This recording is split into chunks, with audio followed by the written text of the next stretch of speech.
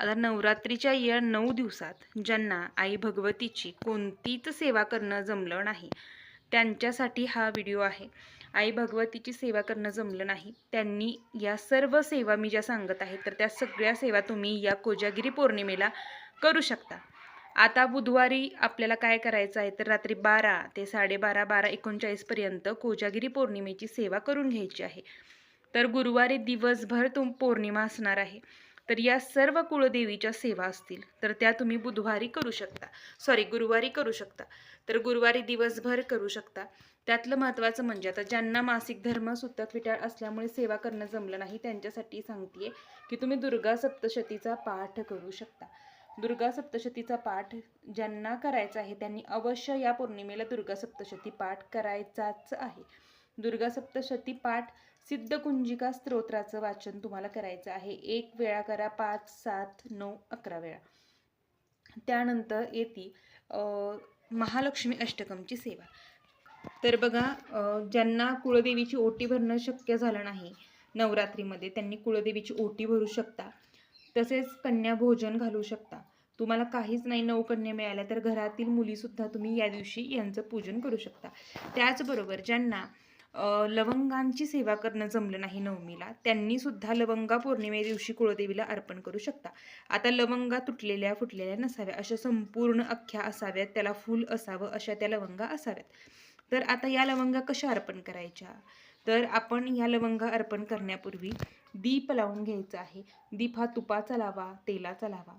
तर त्यानंतर काय करायचं, श्रीयंत्राच्या समोर किंवा कुळदेवीच्या टाकासमोर ही सेवा करायची असते. तर त्यासाठी तुम्हाला काय करायचं आहे, महालक्ष्मी अष्टकमचं 16 वेळा पठण करायचं आहे आणि अशा 16 लवंग अर्पण करायचे आहेत. तर मी तुम्हाला एकदाच म्हणून दाखवते, त्या पद्धतीने तुम्ही ही सेवा करू शकता. तुपाचा दिवा लावून घेतलेला आहे. तर आता आपल्याला काय करायचं आहे, तर एक लवंग हातात घ्यायची आहे. तुम्हाला एक लवंग हातात घ्या. त्यानंतर संपूर्ण महालक्ष्मी अष्टकमचं पठण करायचं. श्री गणेशाय नमः. इंद्र उवाच नमस्तेस्तु महामाये श्रीपीठे सुरपूजिते शंखचक्र गदा हस्ते महालक्ष्मी नमस्ते. असं संपूर्ण म्हणून तुम्हाला ही एक लवंग आई भगवतीच्या म्हणजे महालक्ष्मीच्या चरणी अर्पण करायची आहे. आणि जर तुमच्याकडे कुळदेवीचा टाक असेल तर तुमच्या कुळस्वामिनीच्या चरणी अर्पण करायचे आहे. तर आता ही श्रीयंत्राच्या समोर अर्पण करा किंवा अगदी श्रीयंत्रावरती तुम्ही ठेवली तरी चालेल, पण श्रीयंत्रावर त्या बसणार नाहीत, त्यामुळे तुम्हाला अशी खाली अर्पण करायची आहे. तर अशा 16 लवंगा संपूर्ण तुम्हाला अर्पण करायच्या आहेत.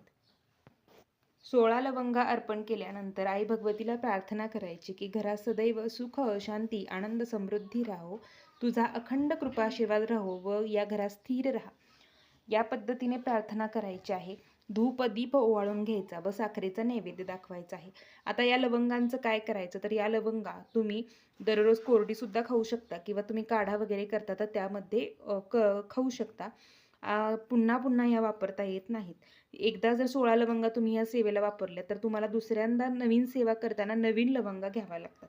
तर ही एक सेवा करायची आहे.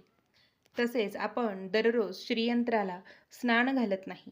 प्रत्येक पौर्णिमेला, अष्टमीला हे श्रीयंत्रावरती दुधाने अभिषेक करावा किंवा पाण्याने तरी जल अभिषेक करावा. कारण की श्रीयंत्र आपण देवपूजा दररोज करत असतो, पण श्रीयंत्र दररोज धुत नाही. तर तुम्ही पौर्णिमेला जरूर श्रीयंत्रावर अभिषेक करा.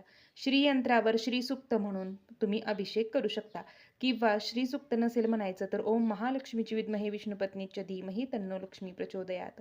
आधी दुधाने, कच्च्या दुधाने मी करत आहे किंवा तुम्ही पंचामृताने सुद्धा अभिषेक घालू शकता. तर हा फक्त पौर्णिमेला, अष्टमीला, नवमीला, चतुर्दशीला तुम्ही करू शकता. पण आवर्जून कोजागिरी पौर्णिमेला तुम्ही दुधाने अभिषेक श्रीयंत्रावरती करा. दुधाने पाण्याने जल अभिषेक सुद्धा केलात तरी चालेल. आता हे अभिषेकाचं तीर्थ आपल्या घरात थोडं थोडं शिंपडायचं. त्यानंतर तुळस सोडून कोणत्याही वृक्षाला तुम्ही हे राहिलेलं तीर्थ अर्पण करू शकता. आता अभिषेक आपण दररोज करत नाही, म्हणून पौर्णिमेला तर एकदा तरी श्रीयंत्रावरती अभिषेक घालावा. हा अभिषेक चालू असताना ओम महालक्ष्मीचे विद्महे विष्णुपत्नीच्या धीमहि तन्नो लक्ष्मी प्रचोदयात किंवा महालक्ष्मीचा कोणताही मंत्र तुम्ही म्हणू शकता. श्रीसूक्त म्हणून सुद्धा गळती लावून अभिषेक श्रीयंत्रावरती करू शकता. ही सर्व सेवा झाल्यानंतर आपल्याला कुंकुमार्चन करून घ्यायचं आहे. आधी अभिषेक घाला, अभिषेकानंतर कुंकुमार्चन करा. कुंकुमार्चन नंतर लवंगाची सेवा तुम्ही श्रीयंत्रावरती रुजू करू शकता. तर या पद्धतीने तुम्हाला सेवा करायची आहे. आता कुंकुमार्चन कसं करावं तेही तुम्हाला पुढं सांगते. श्रीयंत्राला अभिषेक घालून घेतला. अभिषेक घातल्यानंतर आता आपल्याला कुंकुमार्चन करायचं आहे. कोणतीही सेवा करत असताना दीप प्रज्वलन करून ठेवा. आता तुम्ही श्रीयंत्रावर जरी कुंकुमार्चन करत असला तरीही तुम्हाला अगदी टाकावर करत असला तरी एका दिवसापुरतं सुद्धा तुम्ही श्रीयंत्रावर कुंकुमार्चन करत असला तरी तुम्ही संकल्प सोडा, कारण की संकल्पाशिवाय कोणतीही सेवा अपूर्ण आहे. तर आता संकल्प कसा सोडायचा हे सगळ्यांना माहीत आहे. उजव्या हातामध्ये थोड्याशा अक्षदा, पाणी, फूल घ्यायचं. आता संकल्प मी एकदा तुम्हाला म्हणून दाखवते. आद्य शुभतिथो. आता मी शुभतिथो म्हणजे शुभ दिनी. माझं गोत्र माहीत नसेल, तुम्हालाही माहीत नसेल स्वतःचं गोत्र, तर काश्यप गोत्र म्हणा. काश्यप गोत्र विवाहित आहे तर विवाहित असं म्हणायचं. विवाहित गोत्राया नाम्न्या स्त्रीने मम आत्मन सकल शास्त्र पूर्णोक्त फलप्राप्त्यर्थ. तर फलप्राप्त्यर्थ आता विवाह झालेला असेल आणि अविवाहित असतील त्यांच्यासाठीही मी सांगेन, पण अविवाहित आहे त्यांच्यासाठी आज सांगते. अविवाहितसाठी मी पुन्हा, ज्यांना आता बघा हे कुंकुमार्चन ज्यांचा विवाह जुळावा अशासाठी अविवाहित मुली आणि मुलं सुद्धा करू शकतात. तर ती सेवा मी पुन्हा एखाद्या व्हिडिओमध्ये सांगेन. तर सकल शास्त्र पूर्णोक्त फलप्राप्त्यर्थ विवाह सौख्यातरायाना निरसनपूर्वक अखंडित सौभाग्य पुत्रपौत्र अभिवृद्धी अक्षय सुख शिवसायुज्य कल्पो फक्त फलसिद्धार्थ. तर श्रीयंत्र देवता पूजनसहित कुंकुमार्चन अहम करिष्ये असं म्हणायचं आणि संकल्पासाठी हातात घेतलेलं पाणी एखाद्या ताटात डिशमध्ये तुम्हाला सोडून द्यायचं आहे. त्यानंतर आपण काय करायचं, श्रीयंत्र देवताचं पूजन करून घ्यायचं आहे. पूजन म्हणजे काय, तर हळद, कुंकू, अक्षता, फूल, धूप, दीप ओवाळून नंतर कुंकुमार्चनाला सुरुवात करायची. तर मी अक्षता, फूल, धूप, दीप ओवाळून घेतलेला आहे. आता कुंकुमार्चनाला आपण सुरुवात करणार. कुंकुमार्चन तुम्ही श्रीसूक्त म्हणून करा किंवा देवी अष्टोत्तर नामावली करू शकता किंवा लक्ष्मीची अष्टोत्तर नामावली म्हणून करू शकता. ती यापूर्वी मी अपलोड केलेली आहे आपल्या चॅनलवर, जरूर चेक करा. आता काहीच नाही तर 16 वेळा श्रीसूक्त म्हणून तुम्हाला कुंकुमार्चन करायचं आहे. 16 वेळा श्रीसूक्त वाचन करायचं आणि एकदाच फलश्रुती 16व्या वेळेस वाचायची असते. आता जे जुने व्हिडिओ पाहत असतील त्यांना हे माहीत असेल. तर श्रीयंत्रावर आपल्याला पौर्णिमेला अवश्य कुंकुमार्चन करायचं आहे, कारण हे घरात आणून नुसतं ठेवलं म्हणजे झालं नाही. याला सिद्ध ठेवणं, यामध्ये ऊर्जा निर्माण करणं, यासाठी यावर अभिषेक पौर्णिमेला तसेच कुंकुमार्चन होणं खूप गरजेचं आहे. आता बघा, लक्ष्मी प्राप्तीसाठी तुम्हाला हा एक मंत्र श्रीसूक्तला जोडायचा आहे व कुंकुमार्चन तुम्हाला करायचं आहे.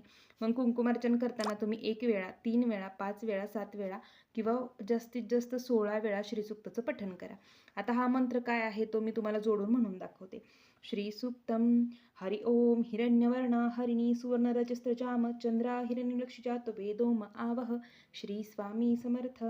ओम श्रीं ह्रीं श्रीं कमले कमलालये प्रसिद्ध प्रसिद्ध श्रीं ह्रीं श्रीं महालक्ष्मी नमः. नमो नमः असं म्हणत तुम्हाला कुंकुमार्चन प्रत्येक ओवीला करायचं आहे. आता हा कमलात्मक मंत्र आपण या प्रत्येक ओवीनंतर जोडला तर ही लक्ष्मी प्राप्तीसाठी अतिशय प्रभावी सेवा आहे. तुम्ही जरूर करा.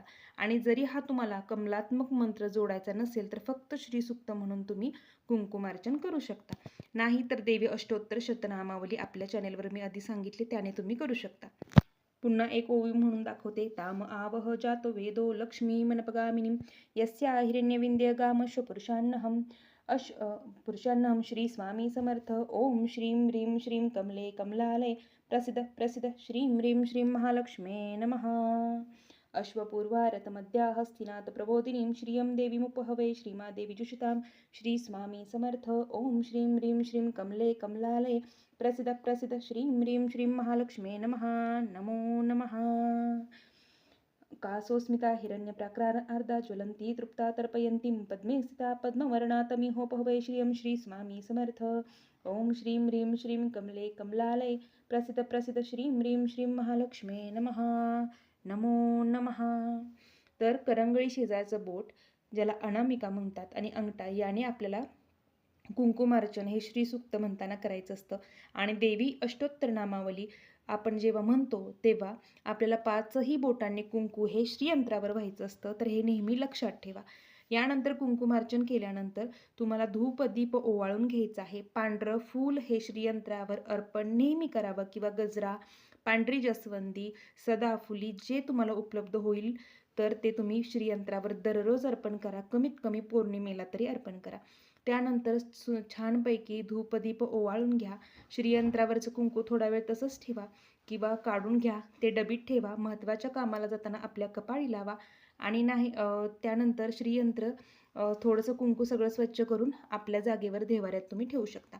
आता जागेवर ठेवताना तुम्हाला कमळगट्ट्याची माळ अर्पण करायची असते. कमळगट्ट्याची माळ अर्पण का करायची?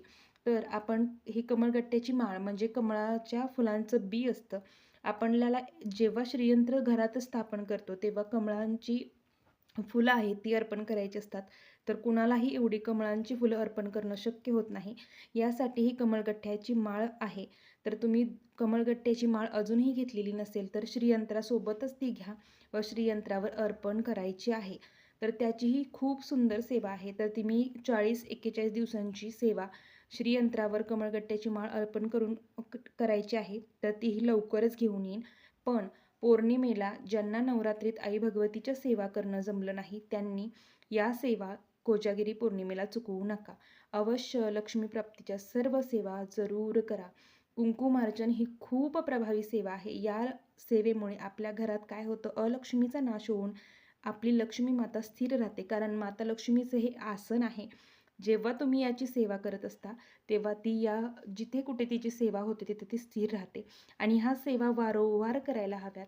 त्यामुळे माता लक्ष्मी स्थिर राहते. यामुळे खूप पैसा मिळेल असं मी म्हणत नाही, पण तुमचा महिन्याकाठीचा पगार तरी शिल्लक राहायला हवा. असं बऱ्याच ठिकाणी होतं की महिन्याकाठी काहीच पगार शिल्लक राहत नाही. त्यामुळे येणारी लक्ष्मी स्थिर राहावी यासाठी या सेवा करायच्या असतात. मिळालेली संपत्ती टिकून राहावी यासाठी या सेवा करायच्या असतात. त्यामुळे महिलांनी प्रत्येक महिलेला माझी विनंती आहे की तुम्ही जर अजूनही कुंकुमार्चन तसेच महालक्ष्मी अष्टकम तसेच श्रीसूक्ताचं जर घरात पठण करत नसाल तर अवश्य करा. मंगळवारी, शुक्रवारी, अष्टमी, नवमी, पौर्णिमेला आपल्या घरात दुर्गा सप्तशती पाठ व्हायला हवा. महाराजांच्या नित्यसेवेबरोबर पितरांची सेवा व्हायला हवी. या सेवा आपल्या दररोजच्या नित्यसेवेत महत्त्वाच्याच आहेत. त्यामुळे तुम्ही जरूर या सेवा करा. एवढीच सर्वांना विनंती आहे. तर झालेली सेवा महाराजांच्या चरणी मी रुजू करते. सर्वांना श्री स्वामी समर्थ. अवधूत चिंतन. श्री गुरुदेव दत्त.